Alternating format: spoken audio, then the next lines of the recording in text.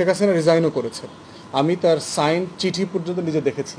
কয়েকজন সাংবাদিককে জিজ্ঞেস করেছি, ওনারা সত্যতা স্বীকার করেছেন। এটা গণ অভ্যুত্থানের পরে যখন কোনো সরকারকে ফেলে দেওয়া হয়, সেই ফেলে দেওয়া সরকারের বৈধতার আলোচনা আর প্রাসঙ্গিক থাকে না। সাদ্দাম হোসেনের ব্যাপার দেখেন, লিবিয়ার গাদ্দাফির বাস্তবতা দেখেন, অথবা হোসনি মোবারক মিশরে এখনও বেঁচে আছে। হোসনি মোবারককে কি এখন বলতে পারবে যে আমাকে বৈধভাবে সরিয়েছে, অবৈধভাবে সরিয়েছে? গণ অভ্যুত্থানের নেইচারই হচ্ছে রাস্তায় রাজপথে জনগণ ডিসাইড করবে কে ওই লাল দালানটাতে থাকবে, থাকবে না, কে কাশিমপুরে যাবে, কে কেরানীগঞ্জে যাবে, এটা রাজপথ থেকে ঠিক করে দেওয়া হবে। সেই জন্য শেখ হাসিনা পদত্যাগ করেছে অথবা করে নাই, এটা একদমই খুব অপ্রাসঙ্গিক আলোচনা, এটা প্রয়োজন নাই।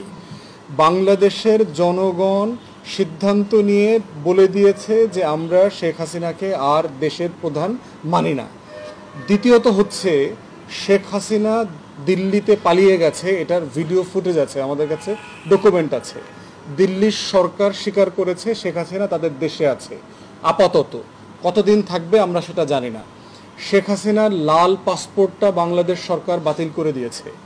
এত কিছুর পরেও যদি কারো মধ্যে ন্যূনতম সন্দেহ থাকে যে শেখ হাসিনার স্ট্যাটাস কি, সেটা তাদের রিভাইজ করতে হবে। আমাদের বক্তব্য খুব পরিষ্কার, শেখ হাসিনা রিজাইনও করেছেন। আমি তার সাইন চিঠি পর্যন্ত নিজে দেখেছি। কয়েকজন সাংবাদিককে জিজ্ঞেস করেছি, ওনারা সত্যতা স্বীকার করেছেন এটা। অতএব এটা সেকেন্ডারি, এটা খুবই অগুরুত্বপূর্ণ একটা ব্যাপার। পৃথিবীতে বহু স্বৈরশাসক রেজিগনেশন করার সময় পান নাই। পৃথিবীর বহু স্বৈরশাসককে রাজপ্রাসাদে ধরে গাছের সাথে ঝুলায়, পিলারের সাথে ঝুলায়, গুলি করে গিলোটিনে মেরে ফেলা হয়েছে। অতএব কখনো এটার বৈধতা আলোচনাটা আসতে পারে না, এটা প্রাসঙ্গিক না। অতএব শেখ হাসিনা যদি মনে করে থাকেন তিনি এখনও বৈধ শাসক, কিসের ভিত্তিতে তার বৈধতা? তিনি তো 16 বছর অবৈধভাবে দেশ শাসন করেছেন। দিল্লির সমর্থনে ভুয়া নির্বাচন, দিনের নির্বাচন, রাতের নির্বাচন, ভোট ডাকাতি, ডামি নির্বাচন, এগুলো করে তিনি ক্ষমতায় ছিলেন। তাহলে যার সিংহাসনে আরোহণটাই অবৈধ ছিল, যিনি প্রথম দিন থেকে অবৈধ শাসক ছিলেন, তাকে বৈধভাবে সরানোর প্রশ্ন কেন আসতেছে?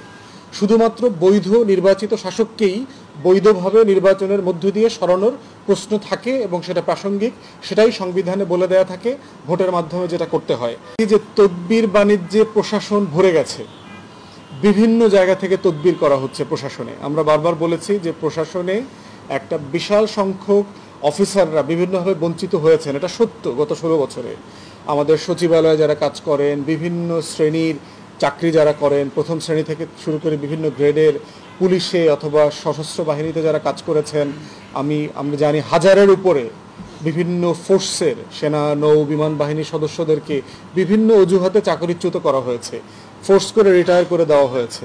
এমন মানুষদের কথা আমরা দেখেছি। তো সেই কারণে আমরা বলেছি যে এই বঞ্চিতদেরকে কিভাবে সিস্টেমে আনা হবে, এটার জন্য একটা কমিটি করা হোক, একটা কমিশন করা হোক।